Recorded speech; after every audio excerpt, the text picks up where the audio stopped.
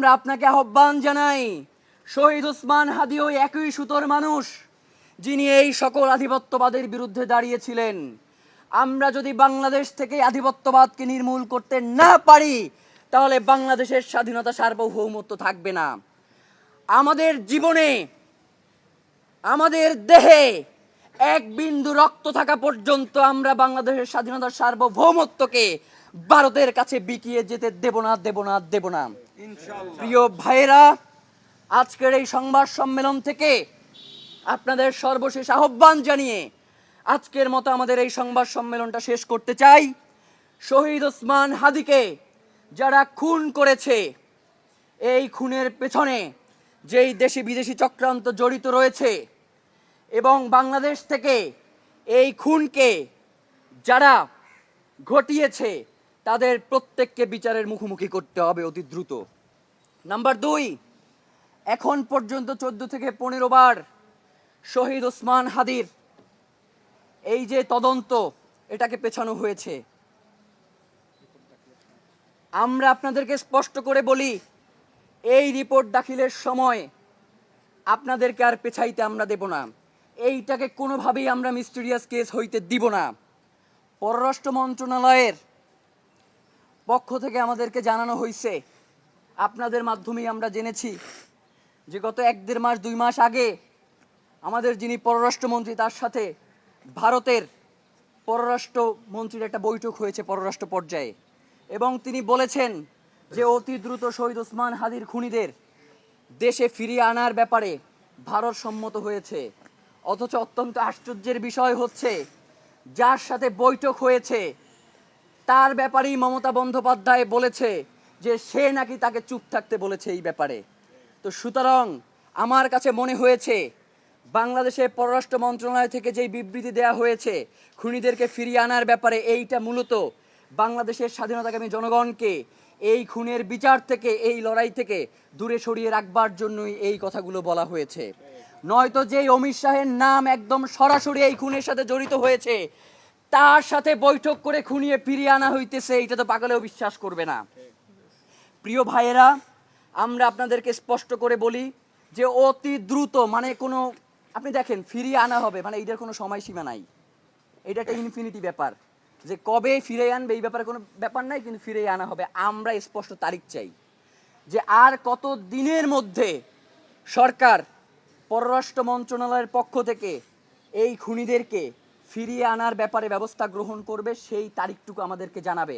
নয়তো এই যে বন্দি বিনিময় চুক্তি রয়েছে, এইটা বাদ দিয়ে দেন, এইটা বাদ দিয়ে দেন। যেইটার কার্যকারিতা নাই, সেই চুক্তি তো আমার মানার কোনো দরকার নাই। প্রিয় ভাইয়েরা, নাম্বার 3, আমরা আগেও বলেছি, এখনো বলি, সিভিল এবং মিলিটারি ইন্টেলিজেন্সের মধ্যে এই আওয়ামী দোসররা এখন পর্যন্ত ঘাপটি মেরে বসে আছে। গতকাল থেকে আপনাদের কাছে এই ব্যাপারগুলো অনেকটাই সুস্পষ্ট। যখন আমাদের আলাপ করবার কথা ছিল মমতা বন্দ্যোপাধ্যায়ের বক্তব্য এবং ভারতের সংশ্লিষ্টতার ব্যাপারে, তখন দেখবেন যে হঠাৎ করে 2-3 ঘন্টা পরে আমরা নিজেদের মধ্যে কামড়াকামড়ি শুরু করে দিয়েছি। আজীবন এই আধিপত্যবাদ আমাদের ভিতরে এই কামড়াকামড়ি অব্যাহত রেখেছে নিজের আধিপত্যবাদ কায়েমের জন্য। সুতরাং এই সিভিল এবং মিলিটারি ইন্টেলিজেন্সের মধ্যে এই যে আওয়ামী দোসররা রয়েছে, তাদেরকে চিহ্নিত করে অতি দ্রুত বিচারের মুখোমুখি করতে হবে। এবং সর্বশেষ আপনাদেরকে একটা দুঃখের কথা বলি, শহীদ ওসমান হাদি আজকে প্রায় 6 মাস তিনি এই জাতীয় কবি কাজী নজরুল ইসলামের পাশে সমাহিত রয়েছেন। আজ পর্যন্ত তার কবরে একটা নাম ফলক বসে নাই। আজ পর্যন্ত শহীদ ওসমান হাদির এই কবরটাকে যে একটু সুন্দর করে সাজানো দরকার, সেই প্রয়োজন রাষ্ট্র মনে করে নাই। আমরা সরকারের কাছে আহ্বান জানাই, রাষ্ট্র যদি তার আজাদির সন্তানদেরকে এইভাবে করে হেয় করবার প্রচেষ্টা করে, পরবর্তী সময়ে যদি তারা কোনো ধরনের, বর্তমানে যারা সরকারে রয়েছে, আজীবন তো তারা সরকারে থাকবার নিয়ত করে আসে নাই, কোনোদিন যদি তারা ক্ষমতা থেকে বিচ্যুত হয়ে যায়, তাহলে এই জনগণ তাদেরকে কোনোদিন ক্ষমা তো করবেই না, উল্টো তাদেরকে এই আজকের এই দিনের জন্য বিচারের মুখোমুখিও করতে পারে। সুতরাং অতি দ্রুত যাতে ওসমান হাদির কবরকে, এবং আরেকটা ব্যাপার দেখেন, ওসমান হাদিরে কোনোভাবেই তো তারা বাঁচাইতে পারে নাই, কিন্তু ওসমান হাদির মৃত্যুর পরে তার নিরাপত্তা নিয়ে রাষ্ট্রের আরে মারাত্মক ব্যাপার স্যাপার। তার লাশটা কোন রাস্তা দিয়ে আসবে সেটা আমরা পর্যন্ত জানি না। আমরা জানতেছি যে তার লাশ আসতেছে শাহবাগে, গাড়িতে উঠবার পর দেখতেছি যে তার লাশ যাইতেছে হৃদরোগ ইনস্টিটিউটে। আবার তার কবর খুলে দেয়া হচ্ছে না। তার কবরে এখন নিশ্চিদ্র নিরাপত্তা দরকার, কিন্তু যখন শহীদ ওসমান হাদিকে এই রাষ্ট্রের প্রয়োজনে বাঁচিয়ে রাখবার দরকার ছিল, তখন সরকার তার নিরাপত্তা নিশ্চিত করতে পারে নাই। তো এই জন্য আমরা অতি আহ্বান জানাই যে শহীদ ওসমান হাদিকে বাংলাদেশ ভালোবাসে। শহীদ ওসমান হাদি এই বাংলাদেশের স্বাধীনতা সার্বভৌমত্বের অতন্দ্র প্রহরী। সুতরাং তাকে যদি আমরা তার যথাযথ সম্মান প্রদর্শন করতে না পারি, তাহলে বাংলাদেশের স্বাধীনতা সার্বভৌমত্ব দিল্লির কাছে আমাদের বর্গা দেয়া ছাড়া আর কোনো উপায় থাকবে না। এই জন্য বাংলাদেশের দেশপ্রেমিক, বাংলাদেশের স্বাধীনতাকামী জনগণকে আহ্বান জানাই, তারা যাতে শহীদ ওসমান হাদির খুনের ব্যাপারে তাদের জায়গা থেকে সর্বোচ্চ প্রতিরোধ করে এবং আগামী শুক্রবার দেশব্যাপী তারা যাতে এই বিক্ষোভ নিয়ে রাস্তায় নেমে আসে। এজন্য আমরা বাংলাদেশের প্রত্যেকটি জনগণকে আহ্বান জানিয়ে আজকের মতো আমাদের এই প্রোগ্রাম শেষ করছি। সবাইকে অসংখ্য ধন্যবাদ আজকের এই সংবাদ সম্মেলনে অংশগ্রহণ করবার জন্য। হ্যাঁ বলেন।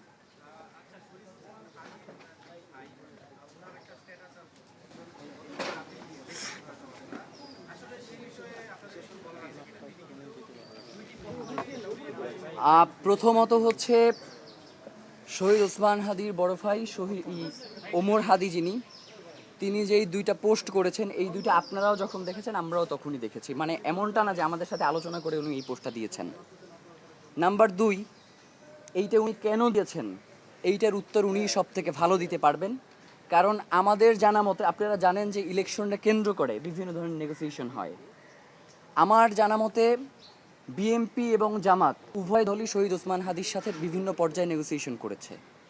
বিএনপির পক্ষ থেকেও ঢাকা 8 যে ঢাকা, কারণ আপনারা জানেন যে ঢাকা 8 অত্যন্ত গুরুত্বপূর্ণ একটা আসন এবং বাংলাদেশের যে রাজনৈতিক বিভিন্ন সমীক্ষা, সেখানে ঢাকা 8 অত্যন্ত গুরুত্বপূর্ণ। কারণ হচ্ছে রাজনীতির কেন্দ্রবিন্দু হচ্ছে এই ঢাকা 8, যার কারণে প্রত্যেকটা দলই চাইবে যে ঢাকা 8 তার হাতে থাকুক। সেই জায়গা থেকে বিএনপি এবং জামাত প্রত্যেকেই তার সাথে নেগোসিয়েশন করেছে এবং তারা বলেছে যে আপনি যদি অন্য কোনো আসন থেকে ইলেকশন করতে চান সেক্ষেত্রে আমরা আপনাকে সহায়তা করব। এটা বিএনপি এবং জামাত দুই দল। তো এর বাইরে আমার কাছে অন্য কোনো তথ্য নাই এবং ইনকিলাব মঞ্চের কাছেও এই ব্যাপারে আর কোনো তথ্য নেই। এই ব্যাপারে তারাই সুস্পষ্ট বক্তব্য দিতে পারবেন যে সে কেন এই কথাগুলো বলেছে।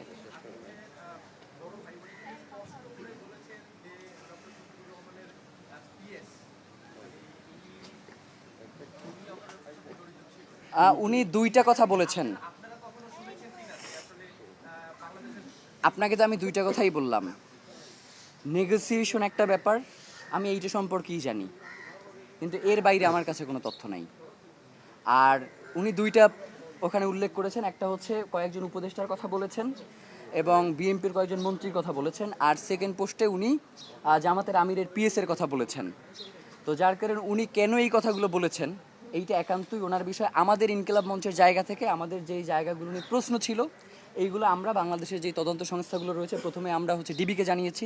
ডিবি যখন এটা তদন্ত করেছে, এর পরবর্তী সময় এখন সিইডি তদন্ত করছে। আমরা সিইডির কাছে তদন্তের স্বার্থে যে সকল তথ্যগুলো সরবরাহ করা দরকার আমরা সবগুলো তথ্য সরবরাহ করেছি।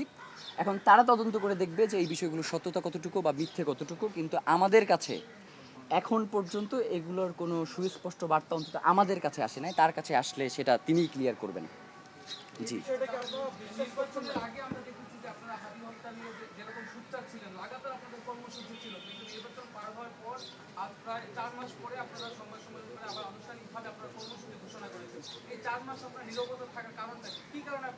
দেখেন এইখানে কোনো নীরব ছিল না, আমরা কেউ নীরব ছিলাম না, এটা খুবই সুস্পষ্ট। কারণ হচ্ছে মানে ইনকিলাব মঞ্চের জায়গা থেকে, যেমন গতকালকেও আমরা একটা প্রোগ্রাম করেছি এবং সেই প্রোগ্রামেও বলেছি যে শহীদ ওসমান হাদির হত্যার বিচার হওয়াটা অত্যন্ত দরকার। তো এখন যেই ব্যাপারটা আপনাদের সামনে পরিষ্কার করা দরকার সেটা হচ্ছে গত 4 মাসে কেন আমরা আর কি এই কাজগুলো নিয়ে করলাম না। দেখেন, সরকার আমাদেরকে বলছে যে তিনি এই ব্যাপারে যথেষ্ট আন্তরিক এবং আপনারা দেখেছেন না যে যখন পররাষ্ট্র পর্যায়ের বৈঠক হইল এবং খুনিদেরকে ফিরিয়ে আনার ব্যাপারে পররাষ্ট্র মন্ত্রণালয় থেকে বলা হইল যে ভারত সম্মত হয়েছে, তখন একরকমের তো শহীদ ওসমান হাদির খুনি আমাদেরকেই বানানো হয়েছিল, এরকম একটা ব্যাপার ঘটছে না। এবং আমরা কেন পোস্ট দিতে দেরি করলাম এইটা নিয়েও আমাদেরকে বিভিন্নভাবে করা হয়েছে। আপনারা জানেন যেই দিন এই ঘটনা ঘটছে ওই দিন আমরা রাজু ভাস্কর্যে শহীদ ওসমান হাদির এই ব্যাপারটা নিয়ে আমরা একটা আন্দোলনের ভেতরে ছিলাম। তো সরকারের পক্ষ থেকে আমাদেরকে সুস্পষ্টভাবে জানিয়েছে যে সরকার এই ব্যাপারে যথেষ্ট আন্তরিক এবং তারা খুনিদেরকে ফিরিয়ে আনার ব্যাপারে তারা সর্বোচ্চ চেষ্টা করছে, তারা কিছুটা সময় চায়।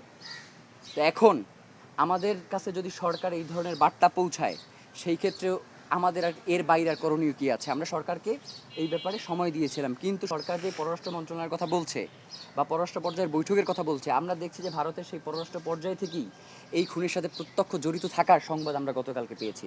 যার কারণে আজকে আমরা এখানে ধরেন একরকমের সরকারকেও মনে করছি যে রাষ্ট্রের কুশীলবরাও এর সাথে জড়িত থাকতে পারে, সেই জায়গা থেকেই আমাদের এইখানে আসা, এর বাইরে অন্য কোনো কারণ নাই। মানে আমরা প্রত্যেকটা ইস্যুতে শহীদ ওসমান হাদির এই হত্যার বিচার নিয়ে কথা বলিনি এমন কোনো নাই, এবং গত 4 মাসে অন্তত আমরা 30-এর অধিক প্রোগ্রাম করেছি এবং প্রত্যেকটা প্রোগ্রামে শহীদ ওসমান হাদির এই হত্যার ব্যাপারে আমরা জোরালো আলাপ করেছি। জি,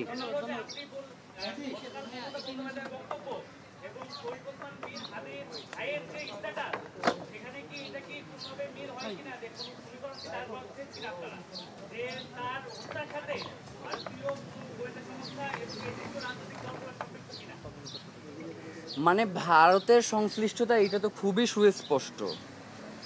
মানে ভারতের সর্বোচ্চ পর্যায় থেকে মমতা বন্দ্যোপাধ্যায়কে বলা হচ্ছে যে তুমি চুপ থাকো, এইটা দেশের বিষয়। তো এইখানে তো আসলে লুকোচুরির কিছু না, এইখানে তো ভারতের সংশ্লিষ্টতা আপনার পানির মতো পরিষ্কার।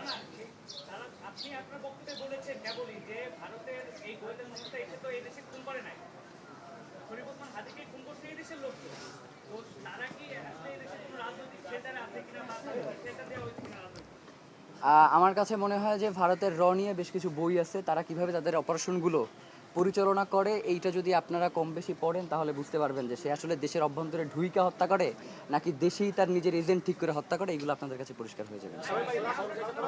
জি, দেখেন আমরা এই ব্যাপারে কিছু জানি না, আমরা আপনাদের মতোই ওই আপনিও জেনেছেন আমিও জেনেছি, এবং এই ব্যাপারে পরবর্তী সময়ে তার সাথে আমার কোনো কথা হয় নাই। জি জি, দেখেন তদন্তাধীন বিষয় নিয়ে মানে শহীদ ওসমান হাদির এই খুনের পুরো প্রক্রিয়াটা তো, যেমন আমি কি বাংলাদেশের কারা জড়িত এই ব্যাপারে কোনো কিছু বলেছি, কিন্তু যেহেতু মমতা বন্দ্যোপাধ্যায় বলেছেন যে বাংলাদেশ উত্তাল হবে, সে কিন্তু বলে না ইন্ডিয়া উত্তাল হবে। সেই জন্য আমরা আশঙ্কা করছি যে বাংলাদেশেরই এমন কোনো পর্যায়ের নীতি নির্ধারণী ব্যক্তি যারা বাংলাদেশ রাষ্ট্রকে নিয়ন্ত্রণ করে এমন কেউ জড়িত থাকতে পারে, যার কারণে বাংলাদেশ উত্তাল হওয়ার সম্ভাবনা রয়েছে। সেই জায়গা থেকে আমরা বলেছি, এইখানে তো আমরা কোনো সুস্পষ্ট। জি, আপনি কি সাংবাদিক? এটা সংবাদ সম্মেলন, এটা সংবাদ সম্মেলন, আপনি আমাকে আলাদা করে প্রশ্ন করবেন। জি জি,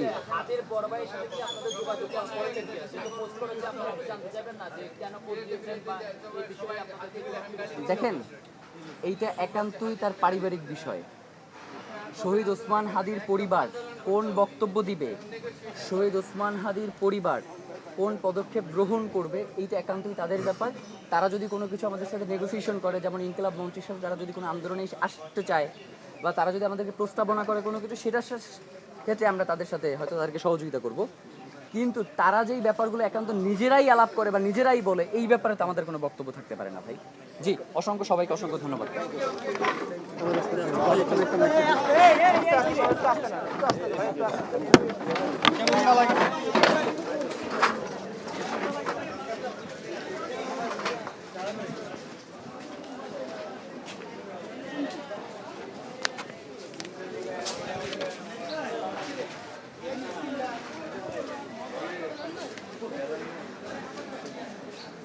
ভাই